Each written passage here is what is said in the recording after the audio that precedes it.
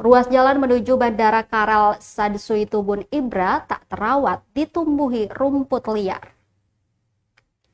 Jalan menuju Bandara Karel Sadsuyi Tubun Ibra di Kabupaten Maluku Tenggara atau Malra ditumbuhi rumput liar dan tak terurus. Pantauan tribunamo.com Jumat 14 Maret 2025 tampak rumput liar berlomba tumbuh di atas median jalan.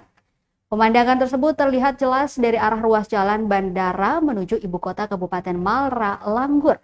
Dari kondisi pohon dan lebatnya rumput mengisyaratkan kawasan ini sama sekali nihil sentuhan atau perawatan.